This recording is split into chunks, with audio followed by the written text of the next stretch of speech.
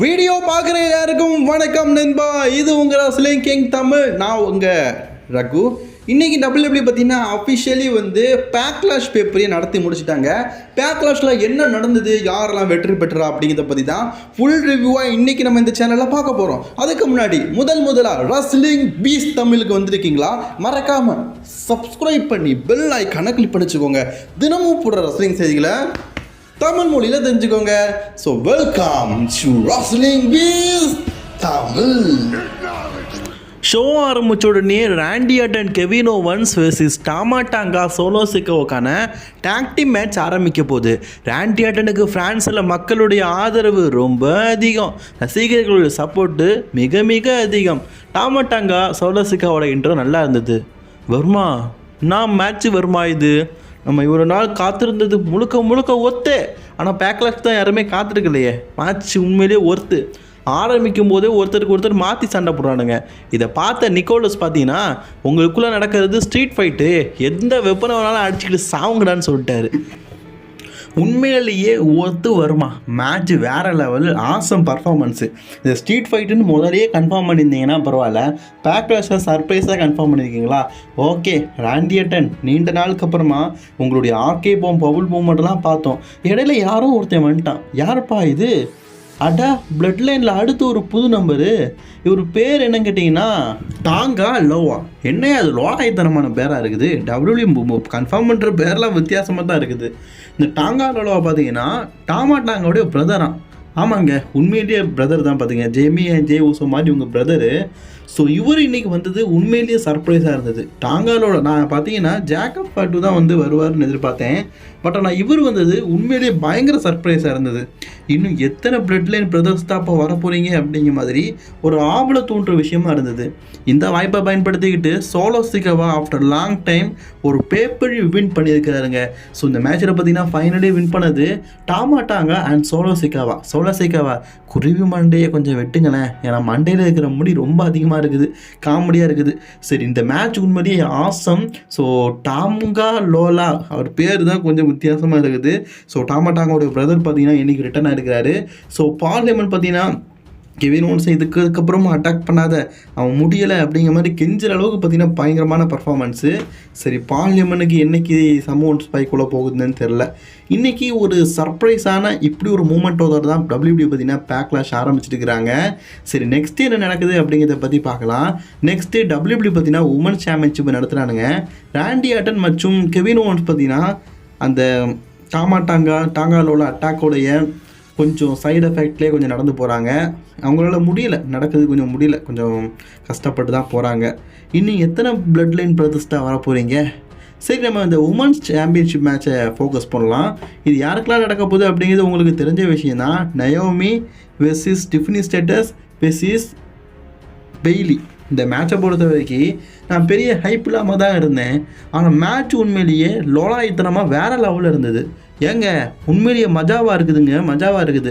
Backlash WW பார்த்தீங்கன்னா ஃப்ரான்ஸில் நடத்தானுங்க. மக்கள் புரியாத பாஷையில் லோலான்னு கத்திக்கிட்டே இருந்தானுங்க. எனக்கு சத்தியமாக புரியலை. பட் ஆனால் மேட்ச் உண்மையிலேயே சூப்பர். அதுலேயே டிஃபினியோடைய ட்ரெஸ்ஸு சூப்பரில். மேட்ச் உண்மையிலேயே பார்த்தீங்கன்னா வேறு லெவலில் இருந்தது. இந்த மேட்ச்சில் ஃபைனலி பார்த்தீங்கன்னா நயோமியை பீட் பண்ணி இந்த மேட்ச்சில் பெய்லி அவங்களுடைய உமன்ஸ் சாம்பியன்ஷிப்பை பார்த்தீங்கன்னா ரீட்டைன் பண்ணிட்டானுங்க. ஸோ இந்த மேட்சோட வினர் பெய்லி. ஃபைனலி பார்த்தீங்கன்னா பெய்லி நயோமியை கட்டி பிடிச்சி ஒரு எமோஷனல் மூமெண்ட்டோட முடிச்சிருக்கிறாங்க. ஏன்னா அவங்க ஃப்ரெண்டு இல்லை, பெஸ்ட்டு ஃப்ரெண்டு இல்லை.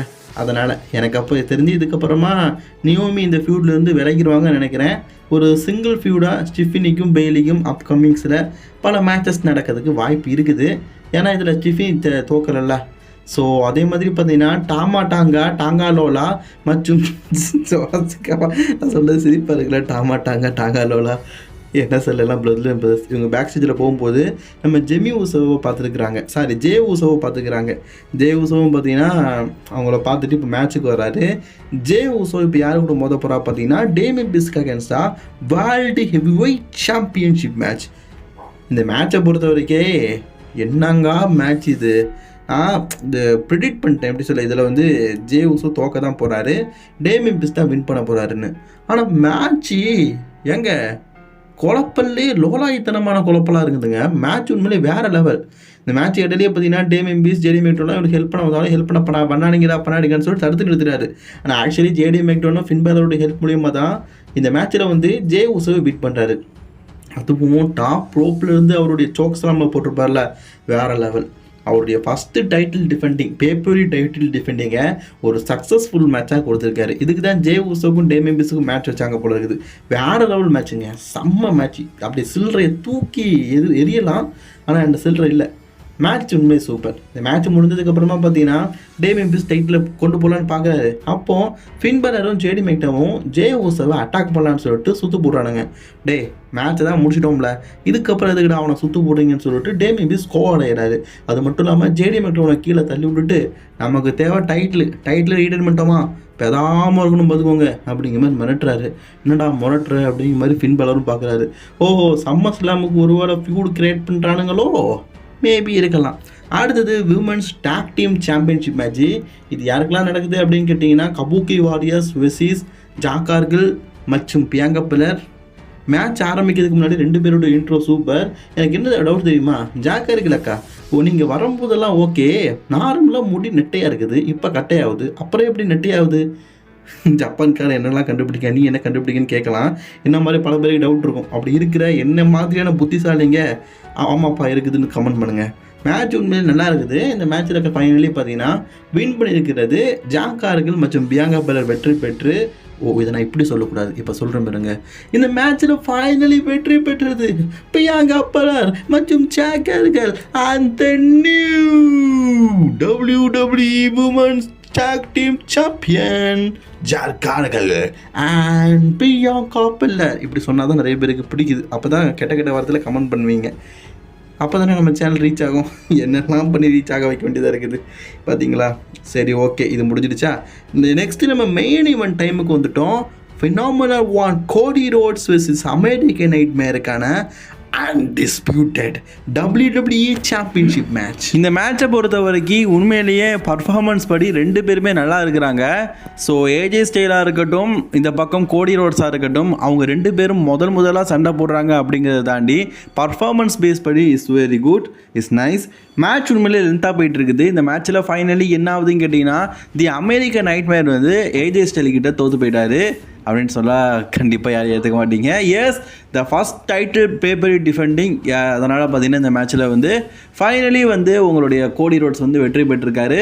ஒரு ஆசம் வெற்றி மூமெண்ட்டோட இன்றைக்கி பேக்லாஷில் ஃப்ரான்ஸில் இன்றைக்கி பேக்லாஷை முடிச்சிருக்கிறாங்க.